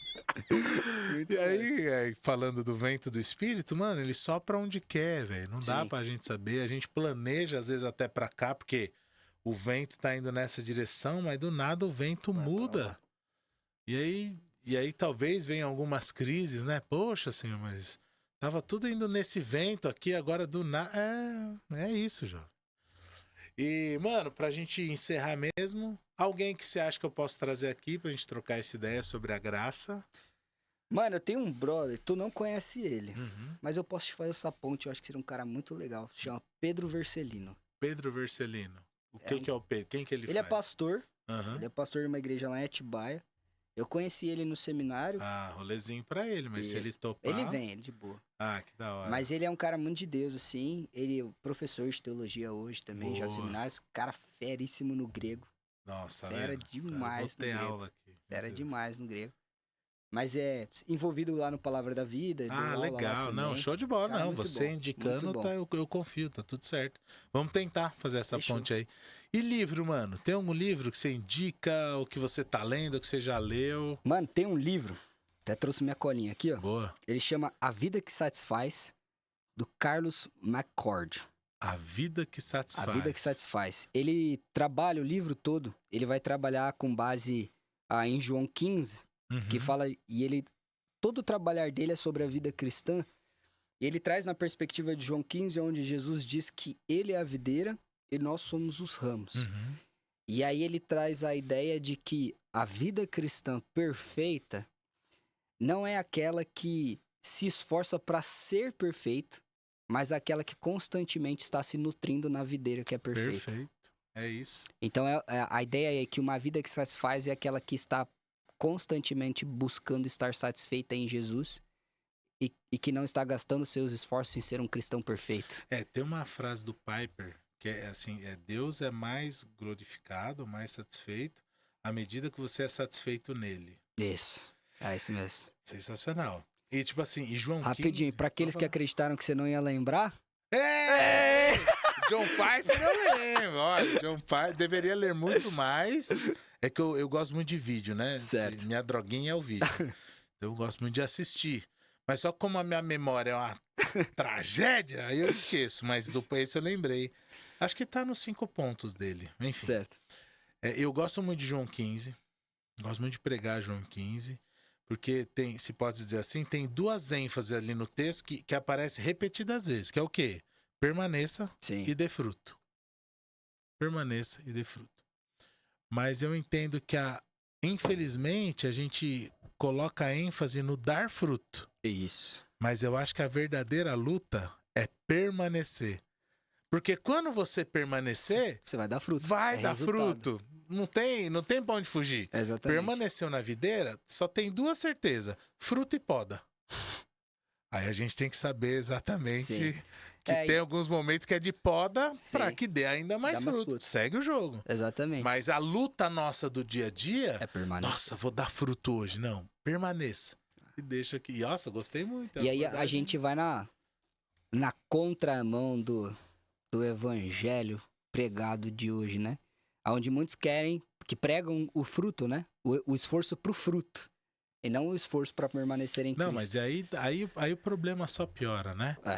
Porque você tem que se esforçar para dar o fruto, mas à medida que você se esforça, Deus também te dá o fruto. Aí se você for bom mesmo, você vende o fruto, é de lascar, mano. É de lascar. Aí é só pra baixo, só ladeira abaixo, né? A coisa só piora. Mas esse é um livro muito bom, Boa. cara. Eu vou ajudou achar muito. um link aí pra deixar na descrição, aí vocês veem aí depois.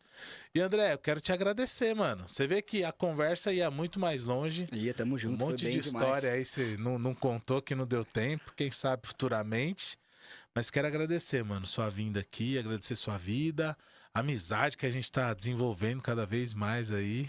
Amém. E desejar que Deus abençoe sua vida, seu ministério e que você dê frutos por permanecer nele, né? Amém. E encare essa parceria, esse desafio, conforme o Senhor direcionar. Recomendo. Deus vai me ajudar a lembrar de te mandar o link do Renan e do Leandro, mano. Você Fechou. conhece a história do Leandro tentando ser jogador? Eu vi um pouquinho aquele dia lá Cara. no futebol. Não, vou te mandar. O dia que ele veio aqui, ele contou. Fechou. Tá, foi pra Israel tentar ser jogador. Falou, mas se não jogar bola em Israel, vai jogar hoje. Aí sacaria ele. Foi pra Coreia, foi... Mano, ele jogou com Oscar do São Paulo na base. Diz que o Oscar jogava com várias categorias acima da dele, porque ele era fora da nível. curva, né? E ele marcava o Oscar. Eu falei, marcava mesmo? Eu tentava. Ficava lá. Cara, é muito legal a história desse rolê aí, a quase carreira de jogador. O outro pastor que veio aqui, o Reinaldo Júnior, que é promotor de missões mundiais. Reinaldo também, mano, ia ser jogador, rompeu o ligamento cruzado lá do joelho. Mas, cara, os caras que tentaram outras coisas assim na vida, até que o senhor falou, Esquece. é aqui, ó.